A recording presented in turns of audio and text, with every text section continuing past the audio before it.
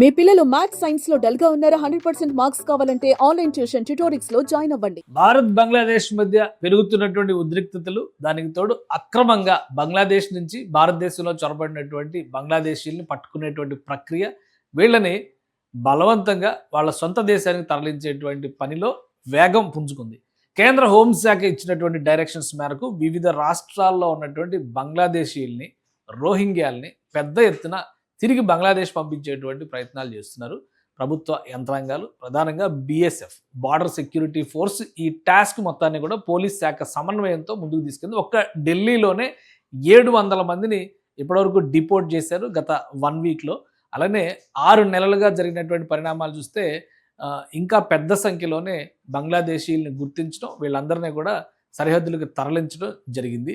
ఈ ప్రక్రియ పైన పెద్ద ఎత్తున కేంద్ర హోంశాఖ కొన్ని డైరెక్షన్స్ ఇచ్చింది. ఆ డైరెక్షన్స్ మేరకు సరైనటువంటి ధ్రువపత్రాలు లేనటువంటి వాళ్ళని గుర్తించేటువంటి పని శరవేగంగా సాగుతుంది. అటు ఢిల్లీ, రాజస్థాన్, గుజరాత్, మహారాష్ట్ర, పశ్చిమ బెంగాల్, బీహార్, ఒరిస్సా లాంటి రాష్ట్రాల్లో పెద్ద ఎత్తున రోహింగ్యాలు, బంగ్లాదేశీయులు పట్టుబడుతున్నారు. ఎక్కడా కూడా అనుమతి లేకుండా, ఎలాంటి సరైనటువంటి పత్రాలు లేకుండా వీళ్ళు ఢిల్లీ వీధుల్లో అయితే పెద్ద ఎత్తున చొరబడినట్టుగా సమాచారం వచ్చింది. దీంతో ఢిల్లీ పోలీస్ శాఖ స్పెషల్ డ్రైవ్స్ నిర్వహిస్తుంది. దానికి సంబంధించినటువంటి అప్డేట్స్ ఒకసారి మనం చూద్దాం. అయితే ఇదే అంశం సరిహద్దుల్లో ఉద్రిక్తతలకు కూడా కారణమవుతుంది. అది ఏ విధంగానో ఒకసారి విశ్లేషిద్దాం. ఇది 900 illegal Bangladeshis residing in Delhi will be deported. మొత్తం 900 మందిని గుర్తించారు. వీళ్ళందరినీ కూడా పంపించేసేందుకు ప్రణాళికలు చేస్తున్నట్టుగా Devesh Chandra Srivastava, Delhi deputy commissioner, special commissioner, ఆయన అనౌన్స్ చేశారు. సో వీళ్ళందరినీ కూడా, వీళ్ళే కాదు, ఇక్కడ చూసే కనుక ఢిల్లీ, హర్యానా, రాజస్థాన్, గుజరాత్, మహారాష్ట్ర, ఉత్తరప్రదేశ్, గోవా ఇలాంటి ప్రాంతాల్లో కూడా ఉన్నాయి. మహారాష్ట్రలో కూడా, ఢిల్లీ తర్వాత మహారాష్ట్రలో పెద్ద ఎత్తున వీళ్ళు బంగ్లాదేశీలు, రోహింగ్యా ముస్లింలు పట్టుబడుతున్నారు. దాదాపు ఇప్పటికే ఒక 150 మందిని పహల్గాం ఇన్సిడెంట్ తర్వాత తరలించినట్టుగా చెప్తున్నారు. ఒక్క పశ్చిమ బెంగాల్లోనే 1200 మందిని సరిహద్దులు దాటించినట్టుగా BSF రిపోర్ట్స్ చెప్తున్నాయి. దీంతో పశ్చిమ బెంగాల్ సరిహద్దు ప్రాంతాల్లో ఉద్రిక్త పరిస్థితులు నెలకొంటున్నాయి.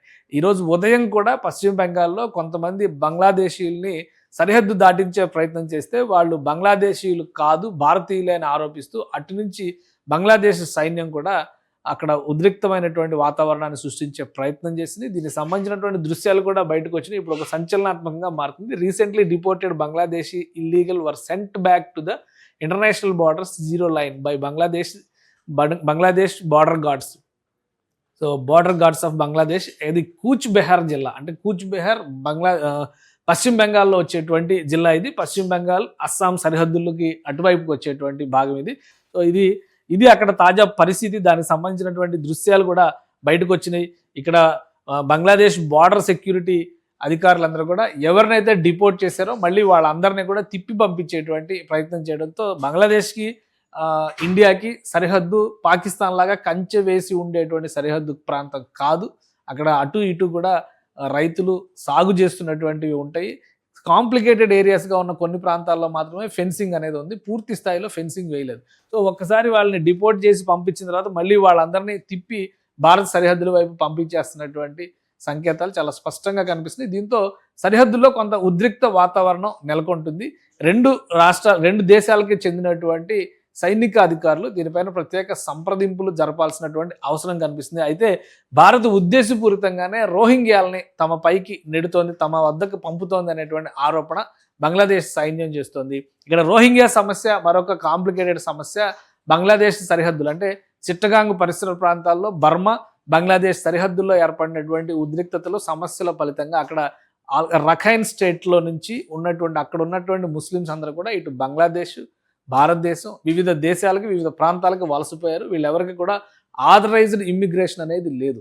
వీళ్ళు అధీకృతమైనటువంటి వలసవాదులు కాదు, అనాథరైజ్డ్గా చొరబడి వచ్చినటువంటి వ్యక్తులు. సో అలాంటి వాళ్ళని పెద్ద ఎత్తున గుర్తించేటువంటి ప్రయత్నం భారతదేశం కూడా చేస్తుంది. ఇప్పుడు బంగ్లాదేశీ ముస్లింలు, రోహింగ్యా ముస్లింలు, ఈ ఇద్దరి వలన సరిహద్దుల్లో ఉద్రిక్త పరిస్థితులు నెలకొంటున్నటువంటి వాతావరణం ఉంది. అయితే భారత పోలీసు అధికారులు మాత్రం ఒక స్పష్టమైనటువంటి వైఖరిని అనుసరిస్తున్నారు. సరైనటువంటి డాక్యుమెంటేషన్ లేకుండా భారత్లో చొరబడిన కుటుంబాలనే పట్టుకున్నారు. ఒక్క ఒడిశాలోనే 900 మందిని ఒకే ప్రాంతంలో బంగ్లాదేశీయుల్ని గుర్తించారు.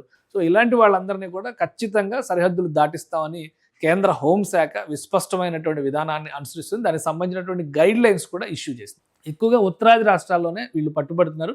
దక్షిణాది రాష్ట్రాల్లో కూడా స్పెషల్ డ్రైవ్ కండక్ట్ చేయాల్సినటువంటి అవసరం ఉందని 2 రోజుల క్రితం హోంశాఖ కొన్ని మార్గదర్శకాలని జారీ చేసింది. సో దక్షిణాది రాష్ట్రాల్లో కూడా రోహింగ్యాల సమస్య ఉండే అవకాశం ఉంటుంది కాబట్టి ప్రధానంగా హైదరాబాద్ లాంటి చోట్ల ఈ సమస్య ఉంది అనేటువంటి సంకేతాలు చాలా స్పష్టంగా ఉన్నాయి.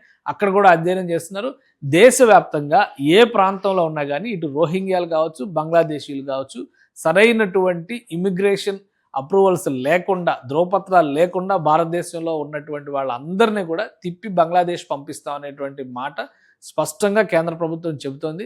సో సరిహద్దుల్లో ఇది మరింత ఉద్రిక్తతల్ని ప్రోత్సహించేటువంటి అవకాశం స్పష్టంగా కనిపిస్తుంది. బంగ్లాదేశీలు కనుక, బంగ్లాదేశీ సైన్యం ప్రధానంగా ఈ పంపించినటువంటి వాళ్ళు బంగ్లాదేశీలా కాదా అనేటువంటి విషయంలో ఒక క్లారిటీ ఉంటుంది. వాళ్ళు మాట్లాడే భాష కావచ్చు, వాళ్ళు పుట్టినటువంటి ప్రదేశాలు, వాళ్ళు ఇచ్చేటువంటి డేటా ఆధారంగా దీన్ని నిర్ణయిస్తారు. భారతదేశానికి సంబంధించి ఆధార్ కార్డులు కానీ ఇతర ధ్రువపత్రాలు ఏవీ లేనటువంటి నేపథ్యంలో వీళ్ళు ఖచ్చితంగా వలస వచ్చినటువంటి వ్యక్తులుగానే ప్రభుత్వం గుర్తిస్తుంది. సో ఈ వలస వ్యక్తుల్ని పంపించేటువంటి క్రమంలో మరోసారి బంగ్లాదేశ్ భారత్ సరిహద్దుల్లో కొంత ఉద్రిక్త వాతావరణం ముదిరేటువంటి అవకాశం కనిపిస్తుంది. మరీ ముఖ్యంగా వెస్ట్ బెంగాల్లో దీని పర్యవసానాలు ఎక్కువ కనిపిస్తాయి. ముఖ్యంగా బెంగాల్లో సరిహద్దులు మాత్రమే కాకుండా సముద్ర తీరం నుంచి కూడా చొరబడుతున్నటువంటి వాళ్ళ సంఖ్య పెద్ద ఎత్తున పెరిగింది అనేటువంటిది కేంద్ర ప్రభుత్వం ఇటీవల రిలీజ్ చేసినటువంటి డేటాను బట్టి అర్థం చేసుకోవాల్సినటువంటి అంశం. సో ఈ డిపార్టేషన్ వ్యవహారం అంతా కూడా పశ్చిమ బెంగాల్ వర్సెస్ బంగ్లాదేశ్ మధ్యలో ఉన్నటువంటి సరిహద్దుల్లో దాదాపు 4000 కిలోమీటర్ల సరిహద్దు రేఖ ఈ 2 దేశాల మధ్య ఉంది. చాలా చోట్ల ఫెన్సింగ్ లేదు కాబట్టి అక్రమ చొరబాట్లు సహజంగా జరిగేటువంటి ప్రక్రియ. మొన్నటి వరకు భారత్ బంగ్లాదేశ్ మధ్య సన్నిహిత సంబంధాలు, సుహృద్భావ వాతావరణం ఉండేది. కానీ ఇప్పుడు బంగ్లాదేశ్ కయ్యానికి కాలు దూవుతున్నటువంటి పరిస్థితులు ఉన్న నేపథ్యంలో కేంద్రం కూడా కటువుగానే వ్యవహరించాలని నిర్ణయించింది. సుమన్ టీవీలో మీ పర్సనల్ అండ్ బిజినెస్ ప్రమోషన్స్ కోసం కింది నెంబర్కి కాంటాక్ట్ చేయండి.